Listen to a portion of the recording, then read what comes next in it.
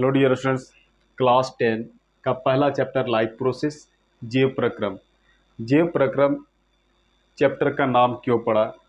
क्योंकि मनुष्य या प्लांट, पेड़ पौधे, जीव जंतु जितने भी हैं वो सभी के शरीर में कोई न कोई प्रक्रियाएं होती रहती है, जिसके कारण से इसका नाम पड़ा जीव प्रक्रम। प्रक्रम इस प्रक्रिया, जीव मतलब जीवित। अब यहाँ पर देखना है कि सबसे पहला चीज, हम किसी भी वस्तु को दो तरह से बांटते हैं। पहला एक ही होता है सजीव, दूसरा निर्जीव। यानी एक को हम लोग कहेंगे लिविंग और दूसरा कहलाएगा नॉन लिविंग। हम लोग लिविंग और नॉन लिविंग बीच अंतर समझें। लिविंग बीच क्या कि कोई एनिमल एक जगह से दूसरे जगह चल फिर सकता है, यानी मूवमेंट हो सकता है, गति हो सकता है। और इसमें क्या होगा? मूवमेंट नहीं होगा। ठीक, जब तक कि इसको किसी ऑब्जेक्ट के द्वारा, किसी जीव के द्वारा कुछ किया ना जाए, तब तक ये एक जगह से दूसरी जगह जा भी नहीं सकता है, मूवमेंट नहीं कर सकता है। पहला चीज। दूसरा चीज क्या है कि रिस्पायरेशन की प्रक्रिया होगी। अब सजीव में जो एक आता है वो देखिएगा, रिस्पायरेशन। रिस्पायरेशन मीन्स होता है श्वसन।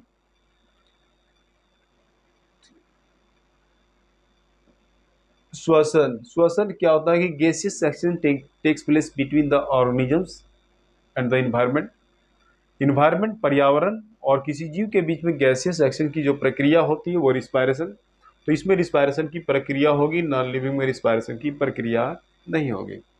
थर्ड चीज, अब यहां पर देखना है कि इसमें सर्कुलेशन, सर्कुलेशन कहें या हम इसको ट्रांसपोर्टेशन जोड़ दें तो ज्यादा अच्छा है, वो भी रहेगा। ट्रांसपोर्टेशन, ट्रांसपोर्टेशन मीन्स होता है संवहन। संवहन, और इसका मतलब परिसंचरण तक। परिसंचरण, रक्त परिसंचरण, दोनों में अंतर है। वो क्या करता है कि केवल ब्लड ट्रांसपोर्ट करने का काम करता है, ट्रांसपोर्टेशन। या ब्लड के अलावा जो भी केमिकल बॉडी फ्लूइड हमारे बॉडी में है वो सभी को क्या करता है, एक जगह से दूसरे। ट्रांसपोर्ट मतलब ही समझ में आ रहा है कि ट्रांसपोर्टिंग करना, एक जगह से दूसरी जगह ले जाना, जो कि हमारा सजीव में होगा और निर्जीव में यह प्रक्रिया को मिलती है। एक्सक्रीशन, एक्सक्रीशन यानी ये उत्सर्जन। उत्सर्जन की जो प्रक्रिया होती है सजीव में होता है, निर्जीव में नहीं होता है। Next, reproduction. रिप्रोडक्शन में होता है जनन। जनन की प्रक्रिया जो वो सजीव में होगा, निर्जीव में नहीं होगा। इस तरह क्या करते हैं कि लिविंग और नॉन लिविंग के बीच में हम लोग डिफरेंस पढ़ते हैं, और इस डिफरेंसेस को जानने के बाद हम ये जो जंतु है वो प्रकार का भोजन ये ग्रहण करता है, इस चीज के बारे में अभी हम लोग देखेंगे।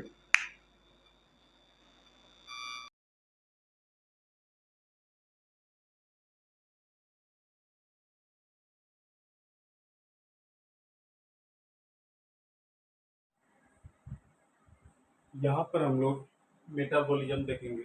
मेटाबॉलिज्म होता क्या है? All the chemical activity takes place inside the body, either plant body और एनिमल बॉडी। प्लांट और एनिमल बॉडी के अंदर जो भी रासायनिक प्रक्रियाएं होती हैं वो सभी क्या कहलाता है? मेटाबॉलिज्म कहलाता है। मेटाबॉलिज्म, मेटाबॉलिज्म को दो तरह से बांटा जा रहा है। एक है एनाबॉलिज्म और एक है कैटाबॉलिज्म। एना, ए टर्म जहाँ है, ए मतलब हम लोग याद रखेंगे एड।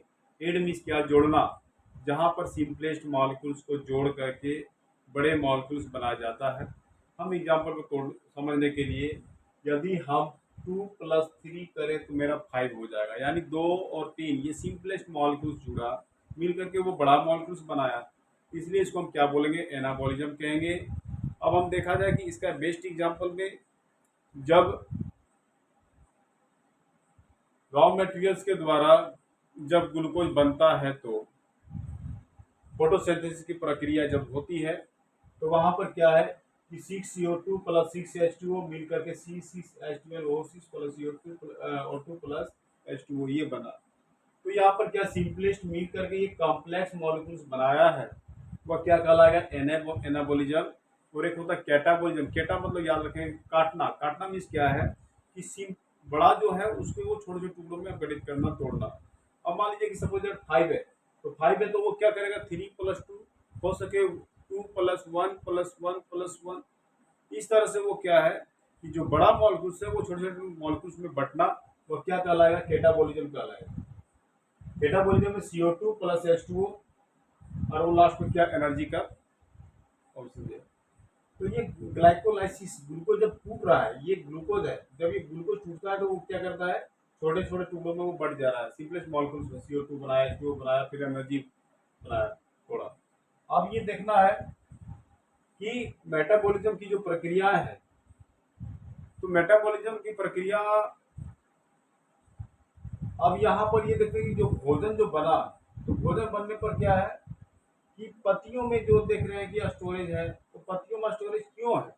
हम लोग देखते हैं कि बहुत सारे ऐसे प्लांट हैं जो भोजन बनाता है पत्ती, लेकिन वो कुछ ऐसे प्लांट होते हैं जो अपने पत्तियां भोजन बनाती है, सही बात है, लेकिन वो पौधे के विभिन्न भागों में भेज देता है। तो कुछ ऐसे जो है वो मोटा क्यों हो जाता है, सप्लीमेंट क्यों कर जाता है। अब कहाँ कहाँ पौधे का कौन कौन से भाग में भोजन स्टोर रहता है, ये चीज को समझने के लिए हम लोग क्या करें कि डिफरेंट पार्ट्स ऑफ प्लांट का स्टडी करेंगे। सबसे पहला चीज लीफ। लीफ में क्या होता है, एक ब्रायोफिलम का लीफ और एक एलोवेरा का लीफ, दोनों का जो साइज होता है वो ठीक रहता है। थोड़ा सा क्यों ठीक रहता है, हम लोग जानते हैं एक से एक मेडिसिनल प्लांट के रूप में इसका यूज होता है। तो इसमें क्या करता है कि ये सप्लीमेंट पार्ट जो है ये जगह पर क्या है कि एलोवेरा का जो जूसेस वगैरह है वो उसमें भरा हुआ है, कि जिसके कारण से वो क्या होता है, पत्ती उसका मोटा हो जाता है। स्टेम, स्टेम में देखना शुगर केन। शुगर केन यहाँ पर क्या है कि कतारी, कतारी का हम लोग क्या करते हैं कि गर्मी का मौसम वगैरह जब होता है तो उस समय क्या करते हैं कि उसका रस पीते हैं हम लोग, या फिर क्या करते हैं कि उसको छील करके हम लोग खाते हैं। क्यों खाते हैं, क्योंकि स्टेम में उसका ग्लूकोज वहीं पर उसका जमा है। नेक्स्ट फ्रूट, बहुत ऐसे वेजिटेबल्स है या फिर बहुत ऐसे फ्रूट्स हैं जो जिनका फ्लावर के बाद जो फ्रूट बनता है उसका प्रयोग करते हैं। तो उसका प्रयोग हम लोग क्या करते हैं, खाने के रूप में प्रयोग करते हैं। अब जैसे अमरूद है, आम है, हो गया, तो वो सभी क्या है कि फ्लावर के बाद धीरे धीरे धीरे उसमें जो फ्रूट लगता है तो धीरे धीरे उसका साइज जो है वो बढ़ता जाता है। आखिर ये बढ़ क्यों रहा है, बढ़ इसलिए रहा है कि उस जगह पर उसका ग्लूकोज आकर के कंटेंस हो जा रहा है, एक्यूमुलेट कर जा रहा है, जमा हो जा रहा है, जिसके कारण से वो क्या है, फ्रूट डेवलप करके बनाया।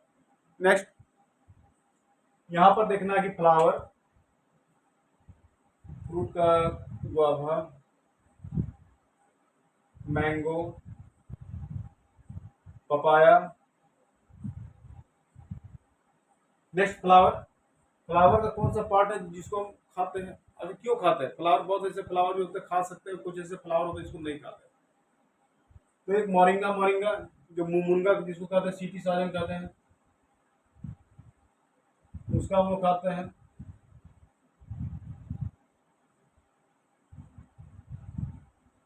नेक्स्ट रूट, अब यहाँ पर देखना कि रूट, हम लोग रूट में देखते हैं कि हम लोग स्वीट पोटैटो,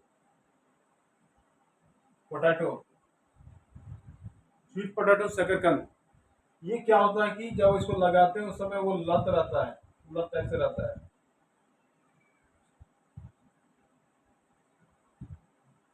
ये पत्तियां, और वो स्टार्टिंग में क्या करते हैं, जड़ जो निकलता है, और वो जड़ क्या है कि अंदर जा करके due to storage of food materials क्या करता है, सर्कल बनना स्टार्टिंग कर जाता है। तो यानी रूट जो है वो मॉडिफाई कर गया, मॉडिफाई करके वो क्या कर गया, फ्लैशिंग कर गया। तो ये फ्लैशिंग कर गया, फूल गया, जिसके कारण से वो क्या कर रहा है, क्या बना रहा है, finally due to storage of food materials, plant का जो अपना फूड मटेरियल्स इस जगह पर जमा हो गया, जो स्वीट पोटैटो का फॉर्म में फॉर्म किया। वो पतला रूट था फाइबर जैसा, लेकिन वो धीरे धीरे स्टोरेज के कारण वो क्या किया, बन गया।